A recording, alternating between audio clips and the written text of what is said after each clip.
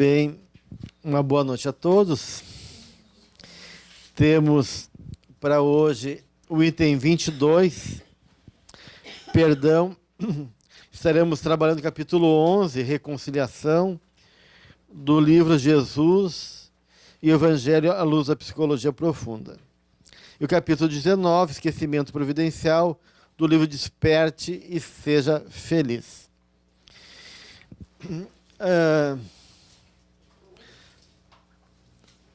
A problemática do perdão talvez seja uma das questões mais importantes e emergenciais do ponto de vista da dinâmica psicológica e espiritual, junto com a culpa. Então, tanto a culpa como a questão do perdão, elas são um dos elementos que mais trazem perturbação a nível espiritual. E Joana é categórica em relação a isso. Ela vai afirmar, então, exatamente isso. No Jesus e o Evangelho à luz da psicologia profunda, na página 89 no meu. No início da página, ela diz: não raro, na gênese de muitas psicopatologias, encontramos a presença de cobradores espirituais que, embora revestidos de roupagem física, permanecem em lamentável situação de vingança e terrível transtorno mental, gerando dilacerações psíquicas naqueles que os ofenderam e não tiveram tempo nem oportunidade ou interesse para se reabilitarem. E ela ainda afirma: esses combates insanos arrastam-se por dezenas de anos a fio, sem lhes ocorrer que, enquanto afligem, se infelicitam, prolongando a situação dolorosa sem qualquer benefício pessoal. E que esses fenômenos obsessivos são muito mais expressivos e complexos do que parece a visão das doutrinas psíquicas modernas, que teimam por encontrar no cérebro e nos mecanismos orgânicos apenas a psicogênese dessas enfermidades mentais, comportamentais e psicológicas. Então, ela aqui está realmente trazendo que esse campo de interação, porque a gente sabe que o ódio, ele é dos sentimentos que mais vinculam, assim como o amor, né? O ódio, a dificuldade aí de perdoar, acaba imantando os espíritos, né, num nível de vínculo, de relação, né, nesse campo emocional, psíquico, de tal maneira que acabam criando tipo um emaranhamento quântico, né, um vínculo aonde há um reflexo muito grande de um psiquismo sobre o outro, né? Então, isso vai impregnando o nosso perispírito, né? Da personalidade do outro, das emoções, do drama que é revivido constantemente, das forças que são injetadas e jogadas do ponto de vista emocional sobre o sujeito, né? E aí a pessoa, ainda mais se ela tiver a culpa, que esse é outro elemento importante, ela vai assimilar isso, né? E vai então responder no seu perispírito, nos seus dramas internos, nos seus condicionamentos e estados emocionais, muito dessas influências, né? Então, não que, claro, a gente não quer botar as obsessões como a causadora em si dos processos, mas, de uma maneira, esse campo de interação acaba provocando uma série de consequências, como diz a Joana, gerando, então, psicopatologias variadas, né? A gente sabe o quanto isso é verdade, né, nas relações afetivas, e quando pessoas que convivem muito tempo junto vão pegando uma mania do outro, vão se estabelecendo um campo de reflexo, né, de espelhamento emocional, a ponto de, às vezes, de um casal desencarnar né, e o outro desencarnar logo em seguida, porque parece que não consegue viver sem a presença do outro.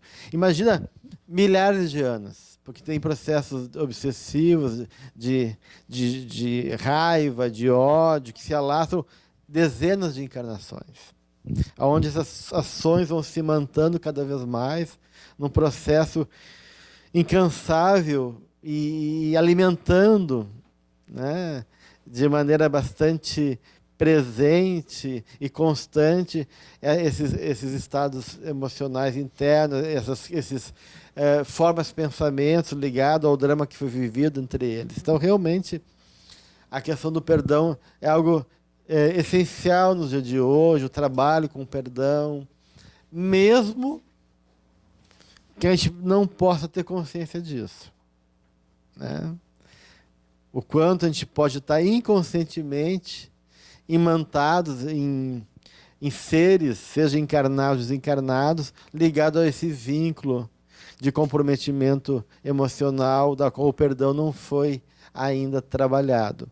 Seja no sentido de nós pedirmos perdão, né, porque a gente não sabe o quanto a gente prejudicou as pessoas, e quanto também a gente pedir força, né, e lucidez para perdoar, já que a gente ainda é muito vulnerável e facilmente o ego se interpõe ao self, constituindo uma rede de mágoa, de ressentimento e de exigências infantis que estão por trás, muitas vezes, da dificuldade de perdoar, né?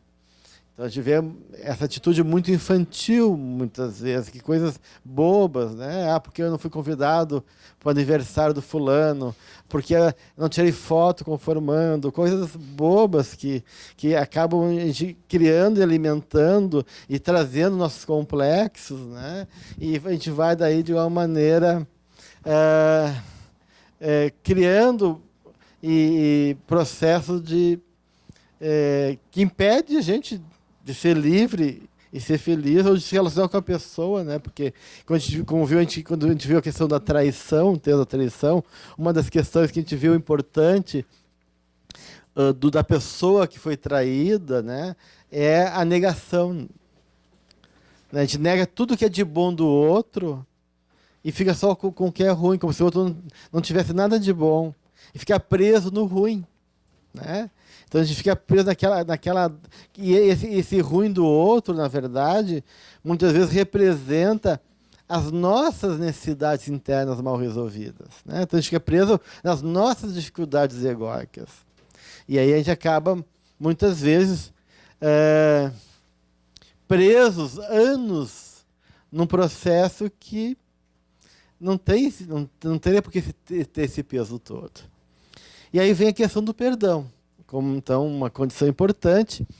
E aí a gente tem na doutrina espírita um fator que é o fator que mais expressa o perdão de Deus para com nós. Qual é o fator? A reencarnação, né? A reencarnação é a maior prova que Deus nos perdoa. Porque tem dois mecanismos na reencarnação. Uma que é, vamos de novo. Tudo bem, tu errou, tu se perdeu feio, tu derrapou na curva, né? Tá aí, se lambuzou, se sujou, né, nessa derrapada, mas tudo bem, vamos levantar, vamos se limpar e vamos começar de novo. Então, a reencarnação é sempre uma grande oportunidade de recomeço, de retomar, de resgatar, de Deus acreditar em nós, né, que a vida tem esse traço, né, e eu acho isso importante, né, ela é o convite da vida, né, é o convite para poder ter essa proposta de regeneração, de superação, né, de reconciliação e assim por diante. Então, a reencarnação é esse convite, amor, de Jesus, de dizer, não, tudo bem, né?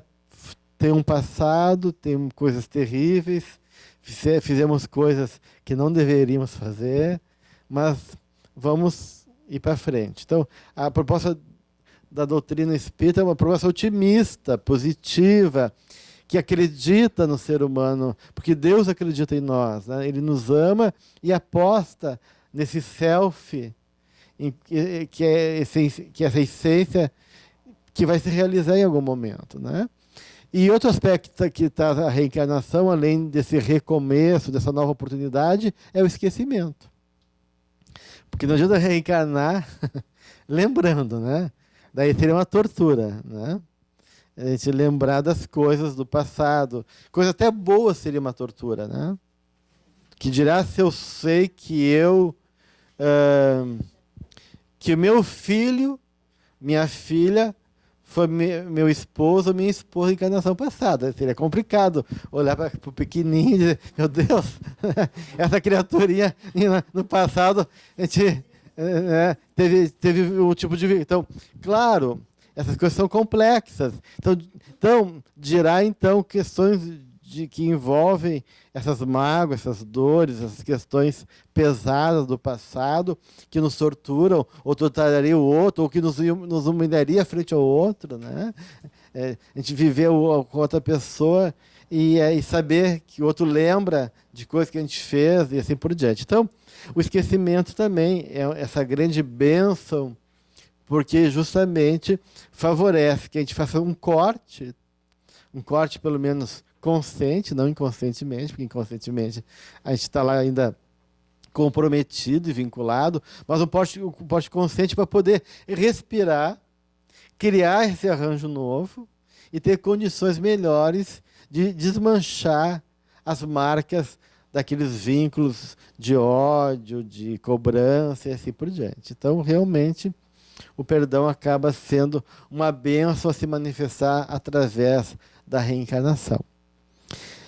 E é em cima desses dois pontos que a Joana vai trabalhar muito a questão do perdão. Se a gente for analisar do ponto de vista psicológico, há uma correlação entre o movimento da vida e a dinâmica na sabedoria divina que se dá na reencarnação e os mecanismos psicológicos do nosso mundo interno também, né? Porque, de uma maneira, perdão tem a ver exatamente com isso, com esquecer o que o outro nos fez, né? E nos libertar, né, em favor do futuro. Libertar o outro e nos libertar. Ou seja, é um movimento em direção ao alto, em direção ao futuro, à realização do nosso ser. E é isso que ela vai trabalhar, basicamente, nos 2 capítulos. Uma vez eu li na internet que o perdão não implica em que a gente tenha que continuar convivendo com a pessoa. E para mim serviu muito bem isso. Porque tu perdoa, mas não quer conviver mais. Até para te salvaguardar de uma futura incomodação, né? Então, não sei se isso é válido ou não, nesse sentido de perdão que tu está falando. Na verdade, o que a Joana coloca, né, é que o perdão é tu poder realmente não carregar em ti aquela fantasia, porque às vezes é uma fantasia, gente, por que pareça, às vezes a pessoa não fez tudo aquilo, mas nós interpretamos. E mesmo que o outro fez, quem fez foi o outro. Então, de uma maneira, o perdão é nos libertar desse aspecto aí, dessa sombra, que é a sombra do outro e a nossa sombra, que nos imanta no que é ruim e negativo. Mas, claro, como as relações são vínculos de simpatia e de escolhas da gente, né? Quando a gente perdoa, tu se liberta, né? Então, essa libertação pode ser tanto do ponto de vista psíquico, na medida que eu me perdoe o outro, então eu não estou mais preso no outro, e pode ser do ponto de vista também das relações. Eu não tenho vontade de ver a pessoa, né? Não tenho vontade de conviver. Então, a pessoa não é obrigada realmente a conviver, né? Então, e ela coloca-se da importância realmente de esquecer. Porque também uma coisa que a gente fala assim que perdoar, não somente a gente tem que esquecer o mal que a pessoa fez, né? A gente pode não sentir mais aquela dor, ou aquele incômodo, aquela mágoa, mas não esquecer. Mas a Joana fala de esquecer. Mesmo o Divaldo fala que a gente às vezes não esquece, que isso é um processo demorado. E claro, começa não sentindo, mas a gente ainda lembra. Depois e se encaminha para um processo de esquecimento real. Então a Joana, ela é categórica nesse sentido, né? Ela começa justamente com essa frase: ouve-se frequentemente proferida pelas pessoas ultrajadas ou sofridas a sentença: perdoar não me é difícil. No entanto, esquecer-me é quase impossível. Então, se a pessoa não esqueceu, tem algo que está preso lá ainda. E aí ela vai dizer: sem o real esquecimento da ofensa, não vige o verdadeiro perdão. Para esquecer, de fato, tem que ter um problema na memória, senão sempre vai lembrar. Não, Johnny, não é uma questão. Não é uma questão disso. Quanta coisa que a gente viveu que a gente não lembra. Não é que a gente tá assim, perdeu qualquer vínculo com aquele passado, mas esqueceu no sentido que aquilo não volta, assim, né? Porque, por exemplo, coisas que a gente viveu na nossa infância, boas e ruins, coisas que a gente viveu na adolescência, a gente não lembra. Assim, cara, a gente pode fazer um esforço para lembrar, está lá na nossa memória, mas a gente não está se ocupando disso, né? Então, esquecer no sentido que aquilo não tem mais aquela baforada, aquele eco, né? Aquele que está lá ecoando, né? Que muitas vezes acontece, né? Tá, eu esqueci, mas qualquer coisinha, a pessoa fez uma coisa parecida, eu lembro. Eu fui viajar para aquele lugar, lembrei. Vi uma pessoa parecida, lembrei. Então, é nesse sentido que a gente está daí preso ainda naquele padrão, né? Então, é nesse sentido que ela fala do esquecimento. E ela vai falar: a lembrança da ocorrência malsã demonstra a permanência da mágoa, que oculta, né, disfarçada, justificada, racionalizada ou declarada anela pelo ressarcimento do mal padecido, né? Claro, quanto mais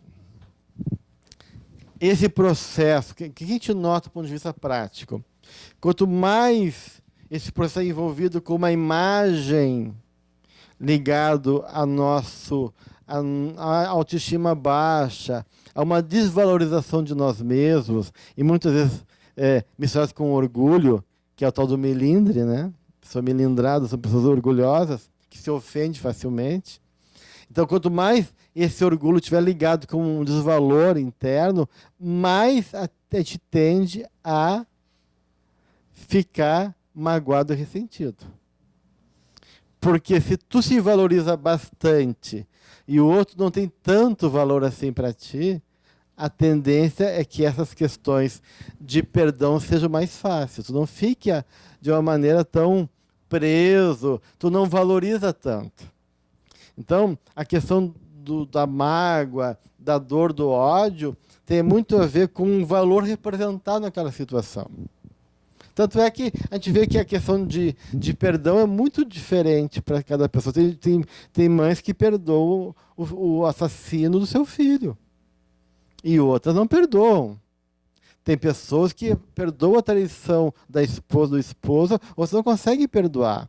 Tem pessoas que perdoam um amigo muito querido por ser muito querido, outros justamente por ser querido, né?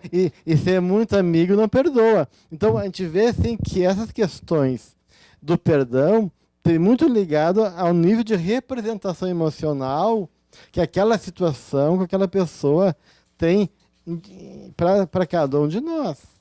Então, a questão do perdão tem muito a ver com questões que aquela situação levanta enquanto valores, necessidades que estão implicados em relação à minha vida íntima, né? Bem, então ela vai realmente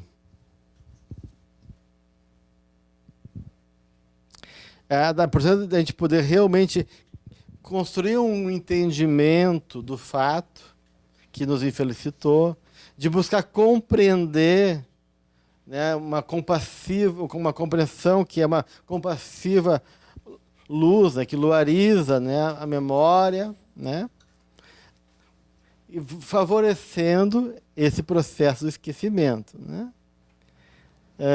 E aí tu volta a ter harmonia interna. Então a pessoa que não perdoou está em desarmonia.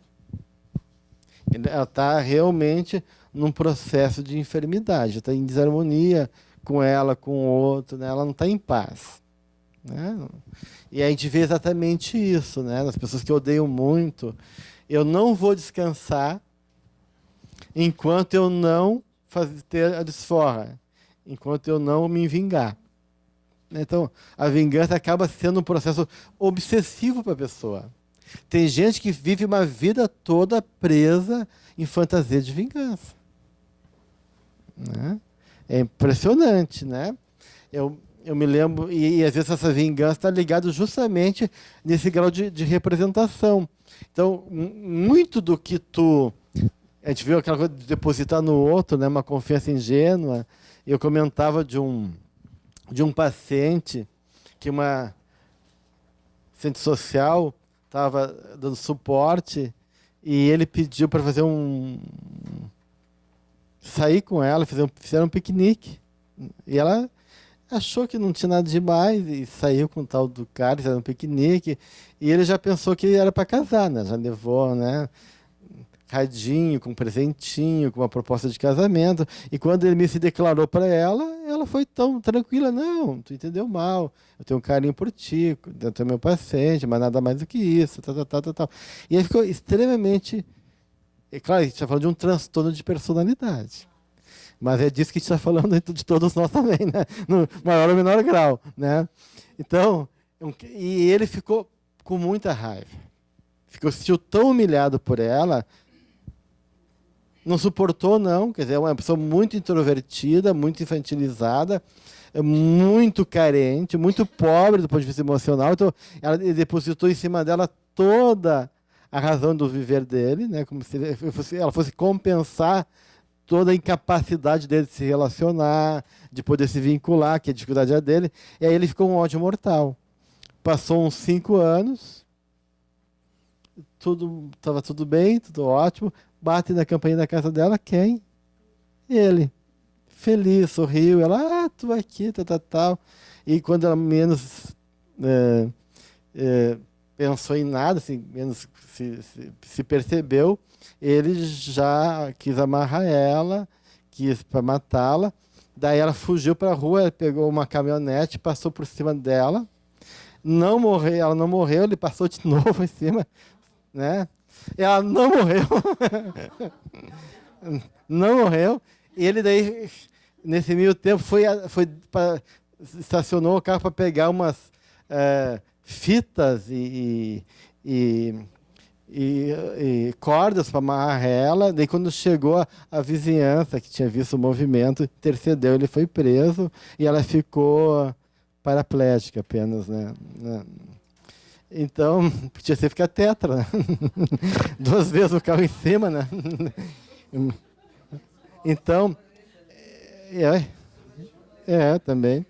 Então, realmente, tu vê uma pessoa que ficou obsessivamente presa, então, as pessoas que têm transtorno de personalidade, né, que fica preso no outro, né? Então, o que faz um espírito ficar 400, 1000 anos, 5 encarnações, tão preso num aspecto de perseguindo o outro, que não consegue nem ver o tempo passar?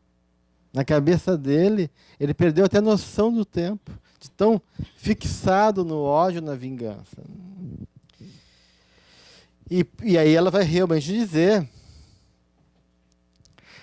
o esquecimento dos acontecimentos nefastos significa valiosa conquista do espírito sobre si mesmo, superando as imposições inferiores do ego. Então ela está dizendo realmente que por trás desse jogo de vingança, da dificuldade de perdão, tem um ego né, doente, um ego que quer se reconstruir, que quer se constituir, um ego que quer se impor. Não é uma espécie de self, né, uma espécie sombria do ego. E facultando o desenvolvimento das aptidões superiores que já nascem na criatura. Você supera o ego e que todo mal, toda permanência no mal, engendra anseios de esforços, aspirações de cobrança. Então, é o ego voraz, ferido, humilhado e orgulhoso. Então, a dificuldade de perdoar está justamente nessa combinação entre a dor da humilhação, do sentimento de desvalia e esse orgulho que não suporta a rejeição, o entendimento do que o outro fez para a gente e fica daí prisioneiro, buscando na vingança, né, uma tentativa de lavar a sua alma. O ódio, a vingança está mais no desencarnado ou no encarnado? Está nos dois. Mas a quantidade desencarnada é maior, né? O problema é que quando você está desencarnado, está mais livre, né?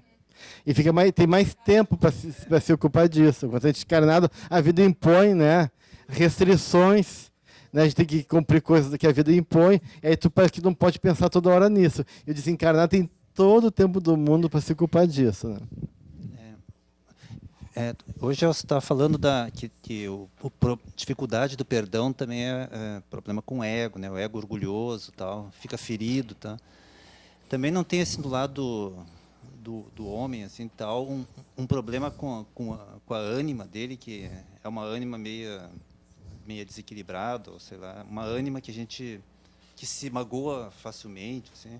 É que assim, essas coisas, elas, do ponto de vista da personalidade, elas envolvem várias instâncias. A gente não pode esquecer que tudo isso também é o self, né? Que o ego é uma parte do self, que a ânima é uma parte do self, a sombra também. Então, nós estamos falando do espírito, né? Mas nessa identidade egóica, nessa noção de eu dele.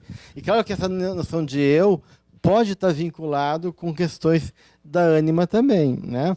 Porque, de uma maneira, a imagem que eu vou construindo comigo e a minha incapacidade de me sentir amado ou reconhecer valor está ligado também, de uma maneira, muitas vezes, à questão da ânima, né? Mas, então, vai ter, claro, várias facetas e várias nuances, mas, geralmente, o que está muito em voga no processo é um eu. É um eu que foi insultado, um eu que foi humilhado, um eu que foi rejeitado, um eu que não foi reconhecido. E claro, esse eu insultado pode ter por trás uma questão de ânima mal resolvida junto, né? Então isso pode acontecer. Tu acha que tem alguma relação a pessoa que tem dificuldade de perdoar com a dificuldade de se auto-perdoar, ou não pode não ter nada a ver? Eu nunca fiz essa relação, né? Na minha prática, assim, eu não vejo uma relação direta entre uma coisa e outra, né? Tem pessoas que perdoam o outro e não se perdoam. Até porque não se merece, tem muita culpa, assim, né? Então eles acham que os outros sempre têm razão, desculpam o outro facilmente e não conseguem se perdoar. E outras pessoas conseguem perdoar o outro, mas se exigem, né? Porque já se sente responsável, né? E não se perdoam no sentido não de ficar se massacrando, mas se sentir comprometido e responsável por aquele ato de igual maneira. Então isso varia muito, eu acho. Não tem uma correlação entre uma coisa e outra.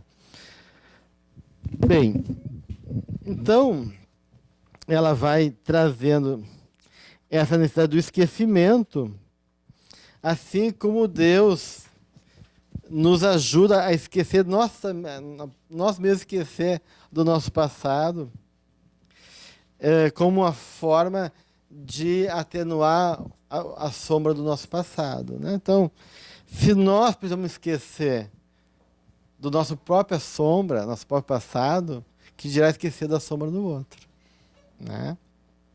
Se nós não suportaríamos o confronto com a nossa consciência em relação ao passado, por que a gente vai ter que ficar preso no passado do outro? E aí ela vai vai falar exatamente da importância providencial do esquecimento. E graças a ele, o esquecimento, né? As dificuldades que ressumam do inconsciente profunda em forma de animosidade, antipatia, de ressentimento e insegurança, tornam-se mais fáceis de ser vencidas, administradas na leitura da renovação interior. Então, aquilo que a gente dizia, se tivéssemos conhecimento do que nos aconteceu do passado, em relação a nós, ao outro, quantos conflitos e dificuldades gerariam a partir disso, né? Impedindo a gente pacificar, a gente poder serenar e construir novas pontes e possibilidades de superação.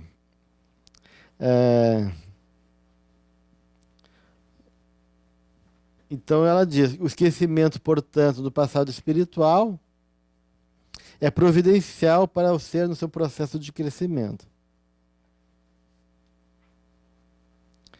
Então, realmente, a nossa estrutura emocional e a nossa condição espiritual, ela é muito ainda primária, né? E Deus, ele é muito assim cuidadoso com a gente, né? A gente é como um serzinho frágil, então ele cuida da gente. Não, peraí, vamos um passo de cada vez, vamos esquecer lá o que passou, trabalha isso aqui primeiro, depois a gente revê lá, né? Então, de uma maneira, a gente, né, que nem, né, prestação no comércio, ele pode pagar em 10 vezes, né? Então, Deus, ele também, ele protela e ainda só não tem juros, né? Isso é bom, que Deus não tem juros. Ele quer apenas que a gente pague parceladamente o que a gente está comprometido e devendo em relação ao que a gente vê para os outros e para a vida. Então, por que ficar mexendo no lixo? Porque tem pessoas que gostam. Tem uma coisa meio masoquista, né? E fica dizendo, mas olha o que ele me fez, e contam. E se alimenta aquilo. E se a pessoa não fez nenhum tipo de reação, de conta de novo, né? Né? Para provocar ainda, né? E a pessoa concorda, e quer que você concorde, mas que cretino, ele fez, né? E aí tu revive como se fosse aquilo que aconteceu um segundo atrás. Porque quando a gente fica traumatizado, emocionalmente tocado, aquela experiência, ela se torna um eterno presente. A gente vê nas situações de trauma, né, que quando a gente revive, é como se a gente estivesse revivendo igual a situação que aconteceu ali, porque aquela emoção vem de tal maneira. Então, parece que a gente torna aquilo traumático. Né? Não que seja traumático, mas a gente acaba muitas vezes, uma questão até de um certo sabor sadomasoquista alimentando aquilo. Então a gente acaba, muitas vezes, infelizmente, construindo um significado, um sentido nessa dor, nessa mágoa.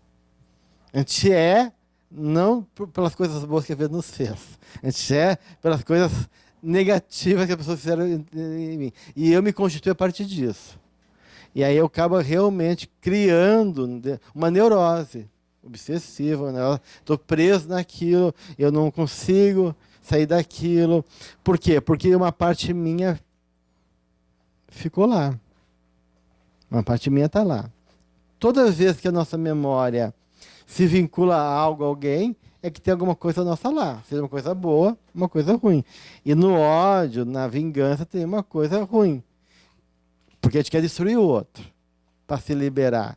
E não a gente acha que destruindo o outro a gente vai se liberar. Pelo contrário, se vingando, a gente está se mantando. Porque, como diz a Joana, para se liberar, a gente tem que realmente cortar, esquecer. Né? E destruindo o outro, aquela parte nossa que está lá presa também vai junto, também vai ser destruída. E se a gente traz para nós de novo o que é nosso, a gente libera o outro e se liberta do outro. Então tem alguma parte nossa que a gente depositou no outro. né? Seja em qualquer outras relações, mesmo no luto, mesmo, né? Mas na relação de ódio, de vingança, tem uma parte nossa que a gente deixou com a pessoa lá. E aí a gente tem que pegar de volta, né? Alguma coisa está projetado lá. Então a gente tem que pegar de volta, saber que aquilo é nosso. E deixar o outro, mesmo que ele agiu mal. Seja porque a gente interpretou mal, seja porque a pessoa agiu mal, mas bem, a vida é feita de experiências boas e ruins. A gente vai cruzar na vida com pessoas difíceis, assim como muitas vezes a gente vai também ser geradores né, de situações difíceis, né? E às vezes as pessoas nos odeiam, a gente não sabe por quê, né?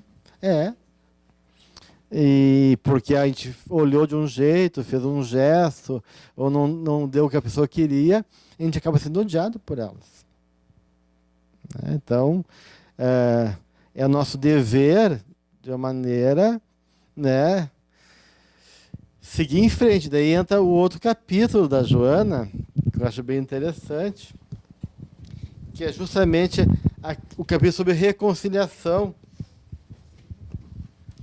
que ela começa com um postulado de Jesus, no livro Jesus Evangelho, capítulo 11, no início do capítulo, ela então traz esse postulado de Jesus que diz que cada um tem que tomar da sua rua e não deve olhar para trás. Olha só que interessante, né? Que o processo de evolução, que o processo de crescimento pressupõe não olhar para trás. Várias vezes aqui na Mergues, em outros locais, eu vi na São Bezerra, outras entidades dizer: não olhem para trás, meus filhos. Sigam em frente. Porque olhar para trás é que nem a mulher de Ló, tu se torna uma estátua de sal. Tu fica petrificado, mágoa e ressentimento. Porque o que aconteceu com a mulher de Ló foi justamente isso. Quando Ló foi recomendado que saísse de Gomorra e Sodoma, porque ele ia destruir essas cidades, ele recomendou: não olhem para trás. O que fez a mulher de Ló? Olhou para trás.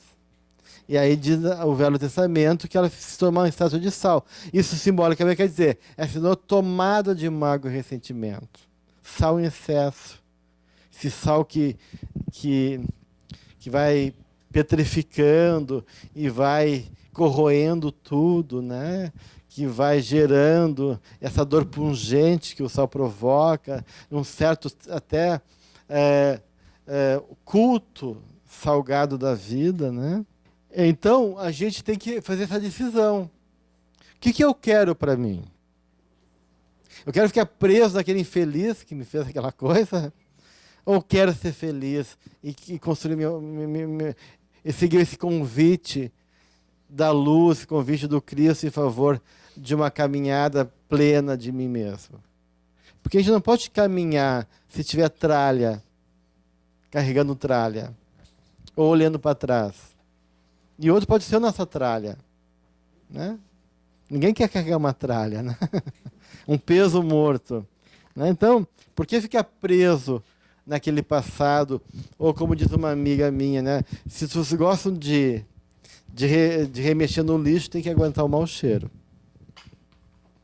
Então, quer mexer no lixo, tudo bem, mas daí vai ter que aguentar o mau cheiro, né? E aí a gente pode ficar impregnado daquele odor. Então diz Joana, em relação a esse postulado de Jesus, sua linguagem é clara e definitiva, não permitindo interpretações esdrúxulas ou escapistas.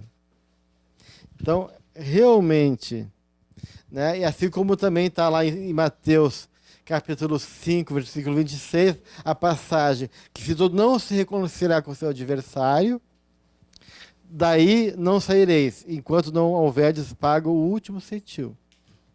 Quando a gente não conseguir pagar o último cetil, porque a vida é de amor, mas também é de justiça, e vale a justiça. Se tu deve, Se tu tá lá mal com o passado, tu não vai conseguir ir adiante se tu não se reconciliar com o teu passado. Gelson, mas essa coisa, né, tudo bem de não mexer, de não olhar para trás, mas ao mesmo tempo, quando a gente entra numa terapia, por exemplo, a gente precisa mexer um pouquinho naquela coisa, olhar para trás, mexer um pouquinho para resolver, né? Sim. Mas você põe luva, tu põe uma máscara, tu olha com cuidado, tu vai mexendo. E não que nem cachorro que adora mexer no lixo e fica, né, envolvido lá e se perde lá. Uma coisa é tu olhar para trás para não repetir o erro aqui. Ou olhar para trás porque tu já está preso lá. Porque tu não está olhando para trás porque é bonito, interessante. Tu está olhando para trás porque tem uma parte tua que está presa lá. Daí tu é obrigado a estar lá, porque de uma maneira tu tá que nem uma mulher de Ló, tá? De uma maneira, uma parte tua tá olhando para trás já. Então vamos olhar melhor. Já que tu tá lá preso, então o que está preso ali? Qual é a patinha que está presa? Que lá perto. Então, claro, daí tu tem que olhar como uma forma de tomada de consciência. Né? Mas a tomada de consciência visa realmente te libertar emocionalmente. A proposta é que tu possa realmente sair desse lugar.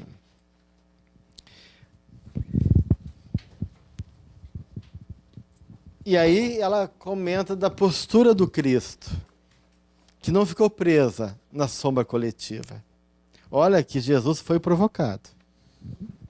Provocado, foi amaldiçoado, foi julgado, falaram mal dele de tudo que é maneira, tentaram, né, injustiçado, ofendido, tudo que a gente pode passar. Rejeitado, traído, né, e assim por diante. E ele não olhou para trás. Né? Ele, diz Joana, ele aceitou as injunções convencionais do mundo, a própria lei, ele não lutou contra a lei, ele seguiu, né, vivendo a limitação e a condição ordinária do mundo, mas sem se deixar pegar, sem se deixar aprisionar. Né? Transcendendo aquelas limitações e vivendo a sua ética de amor, essa postura libertadora. Então, de um lado, o homem Jesus submeteu aos condicionamentos de uma vida, né, limitadora, arbitrária e condicionada pelas leis dos homens, né, mas, ao mesmo tempo, fez desse movimento um exemplo de libertação, por justamente não ficar preso a essas formas limitadoras e vivendo a partir da realidade do espírito e da nobreza de caráter que ele tinha, da qual ele veio testemunhar para todos nós. Quando alguém, todos nós quase, né, se detém na mágoa ou na queixa também, ressumando amargura ou desconforto moral por ocorrências desagradáveis que dizem respeito à sua forma de comportar-se espiritualmente, infidelidade aos princípios abraçados, encontra-se distante da própria mensagem que ele deveria impregnar de tal forma que não haveria campo para a instalação desses conflitos morbosos. Então, eu estou falando, a gente é contraditório. Né? A gente está comprometido com princípios espirituais nobres, comprometidos com a verdade, comprometido com valores espirituais elevados, mas quando alguém não se comporta como a gente se comporta e fica incomodado com a gente, ou faz alguma coisa que vai de encontro ao nosso movimento, a gente fica magoado. Mas é o direito dele de viver dentro da consciência que ele tem. Como é que ele vai viver de outra maneira se a consciência da criatura é daquele tamanho, limitado? Eu já tenho uma outra consciência. Né? Eu já estou num outro nível, já estou num outro patamar, já estou comprometido com algo que é maior, que é de mais valor. Por que eu quero que ele esteja também comprometido lá comigo? Como é que eu quero que ele entenda? Como é que eu quero que ele responda da mesma maneira? Não vai responder, gente. E se a gente ficar preso naquilo, tudo a gente não compreendeu, então. Né? Então a gente está ainda com ciúmes ou com inveja que ele está lá, a gente acha que ele está em esforço muito grande, então, né? Então a gente não quer pagar o preço dessa consciência. Então, como uma vez não compreendiam que o Sai Baba, ele materializava muitas coisas, o Sai Baba, né? E aí um casal de ingleses foi viver lá na Índia com ele, e um cara foi visitá-los e foi ver a rotina dos discípulos do Sai Baba. Ele tinha que acordar assim 4, 5 da manhã. Era uma rotina extremamente dura de meditações, de rigor espiritual, de disciplina. E ele ficou muito confuso, porque o Sai Baba, quando saía na rua, materializava colar para um, anel para outro, vibute para a cura, né, aquela cena sagrada. Daí ele questionou o casal de igreja, mas como os caras que seguem ele, que são os discípulos, ele trata mal? Né? Porque, quem é que vai querer seguir se os outros que não tratam, que ele não tem nenhuma relação com ele, dá joias, e fala de amor, e abraça, e vibute para cura, isso e aquilo, né? Ele não entendeu. Daí o cara, não, tu que não entendeu o amor de Baba, né? Porque aquele que já tem consciência e que Baba acredita, Baba puxa, né? Ou seja, ele impulsiona a gente, exige, porque ele já acha que a gente está em condições. Mas aqueles que são crianças espirituais, ele se manifesta a Deus ainda pelo nível de materialidade que a pessoa tem, por um colar, com uma imagem dele, porque estão num nível de uma consciência de sono ainda. E não pode compreender Baba a partir de uma outra realidade, a não ser essa ainda muito infantil. Então, agora, aqueles que estão no nível de consciência, então parece essa sensação de injustiça, muitas vezes, que nós ficamos, eu me esforço tanto, né? Eu me dedico, né? E eu me lembro da bursite que o Divaldo tinha, né? Aquela dor, né? E eu Bezerra psicografando, homeopatia para uma, esse para outra. E ele, meu Deus, será que o Bezerra não me vê? Estou há anos com essa bursite e nada, né? Até que ele se queixou pro Bezerra, né? E eu, né? Mas tu não me pediu, meu filho, né? Como é que eu vou saber se tu não me pede, né? Então, claro, então a gente acha que porque a gente está se esforçando, que a gente está assim, está assado, né? E aí a vida vem, em vez de nos passar a mão, mais nos exige, e quanto mais força que tem, para que nunca chega, a gente vê o outro ali do ladinho, né? Feliz naquela vidinha, e nós ficamos assim, meu Deus, o que eu fiz para merecer isso, né? E outro lá naquela inconsciência dele, né? Por quê? Porque realmente a gente já está em outra condição, né? Então não tem por que ficar se comparando e chateado ou magoado porque o outro não só não compreende as nossas condições, como se opõe a gente e age de maneira contrária àquilo que a gente quer ou acredita.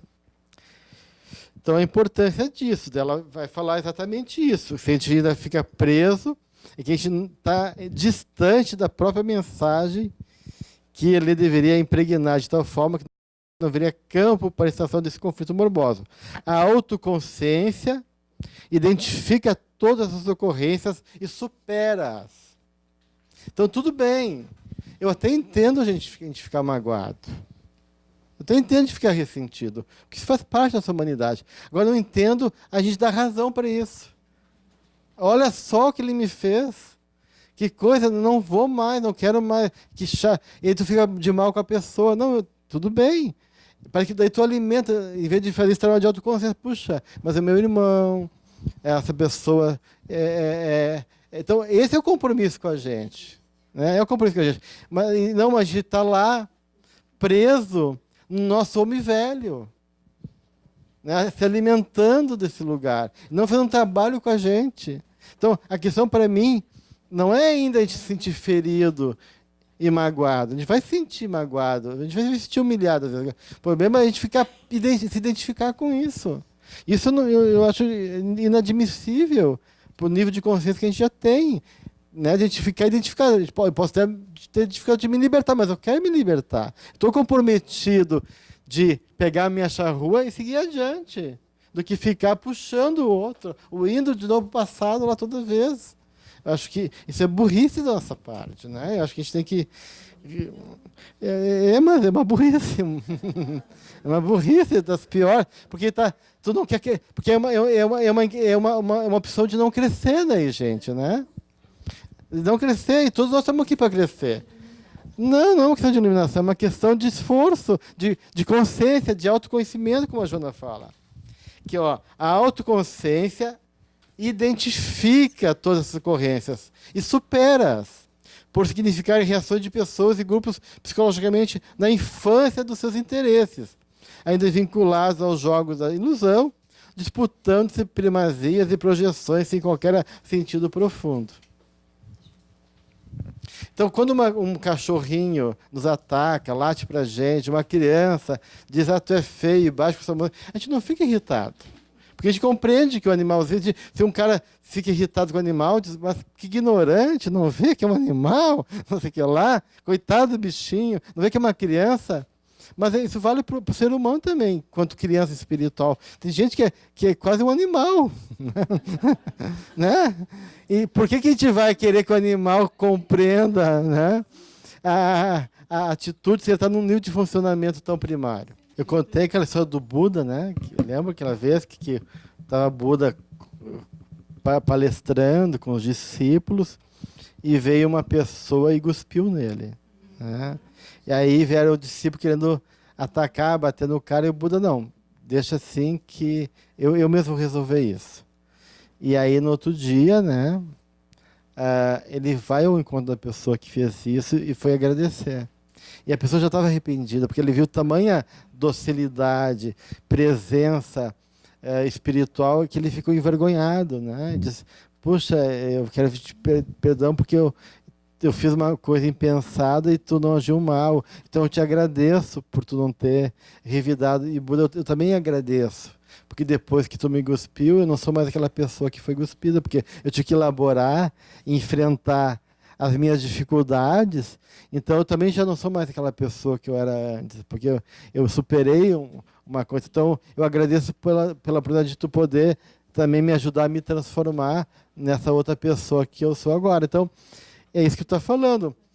Aquela situação difícil do desafio, aquelas pessoas nos testam, mas na medida que a gente vence, a gente se transforma em pessoas melhores. Né? E aquilo foi, às vezes, essencial, né, para a gente poder, de uma maneira, vencer a nós mesmos, até porque, muitas vezes, esses processos de dor e de encontro com pessoas negativas têm a ver com necessidades kármicas da gente. Então, aquilo tem endereço certo, não nos aconteceu por acaso. Aconteceu porque a nossa alma necessitava daquilo, enquanto confronto com a nossa própria sombra. Né?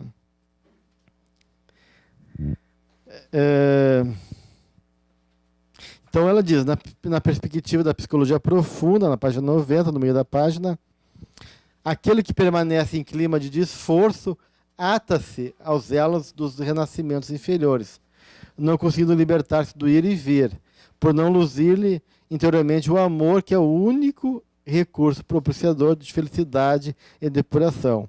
O ódio aprisiona aquele que o mantém em relação a quem lhe padece a injunção penosa, se tornando uma cadeia, como diz, cruel para ambos. Então, isso que a gente estava falando antes, né? Quanto o ódio vincula e quanto a necessidade de a gente poder realmente deixar para Deus, né? Porque a justiça é divina, não cabe a gente. Se a pessoa se equivocou, se aquilo realmente ela errou, ela vai ter que vai parar com aquilo na vida dela. Não cabe a mim me ocupar disso. Né? Então, a gente poder resgatar essa harmonia e, de certa forma, poder se libertar dessa sombra, né? Que é a situação, ou outro, ou nossa própria sombra que está lá de alguma maneira presa naquele sentimento, naquela fantasia de vingança ou de mágoa que nos aprisiona. Eu acho muito bacana sobre o perdão, que eu já ouvi várias vezes falarem assim que o Gandhi falava lá que ele dizia que perguntaram para ele se ele perdoava as pessoas, as coisas que fizeram para ele. Ele falou: não, eu nunca perdoo. Aí ele falou: mas por que tu nunca perdoa? Porque na verdade eu nunca me ofendi, não tinha essa necessidade assim, né? Isso perguntaram também. Deus perdoa? Daí a pessoa perguntou: Deus se ofende? Não. Então ele não perdoa. Não precisa perdoar, né?